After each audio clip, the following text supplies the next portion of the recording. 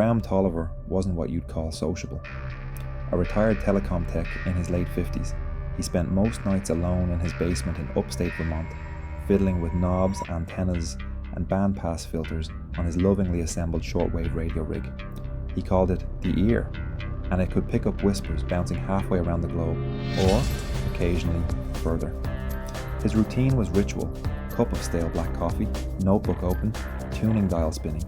Most nights, static reigned, but on October 13th at 1:13 a.m, he heard something, a signal, clear, rhythmic, on 11.30 megahertz, a dead frequency. At first it was just numbers. 179, Kilo Charlie, 9, 4, 3.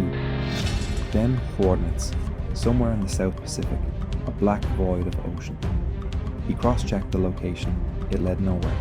No islands, no ships, no reason. Then the chanting started. Low, inhuman syllables in a language that felt old and wet, as though dredged from the ocean floor. Graham's mouth went dry. He hit record. For 3 nights, the same signal returned, stronger each time. Chanting gave way to a voice that slipped under his skin like cold water. Hello, Graham. He froze. He hadn't told anyone his name. He lived alone. He was alone. You are listening, and so we speak to you. It was not a question. The voice began sharing facts, things no one could know.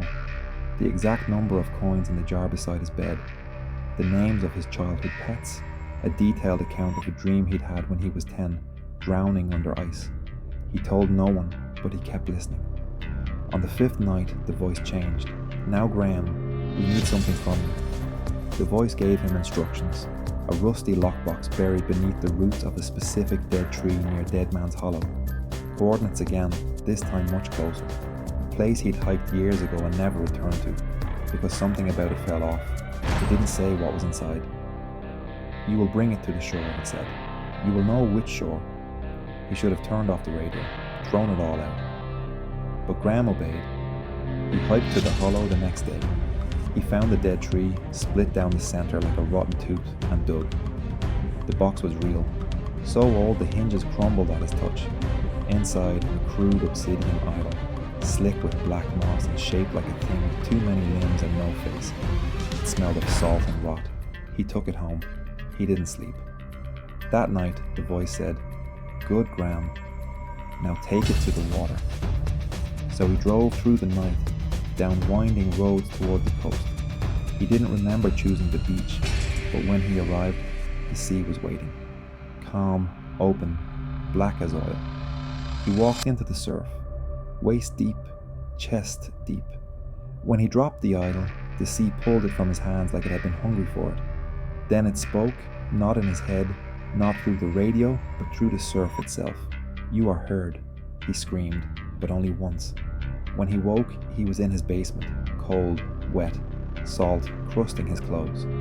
The radio was off, but the notebook beside him was full. Pages and pages of symbols he didn't remember writing. He hasn't stopped writing since.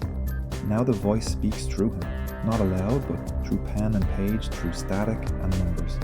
He broadcasts at night. He transmits to anyone who might be listening. He says it's not up to him anymore. He calls it Broadcast 113. And if you hear it, if you're tuning through the dark and the signal finds you, you'll know your name is being said, and then you'll be asked what you can give.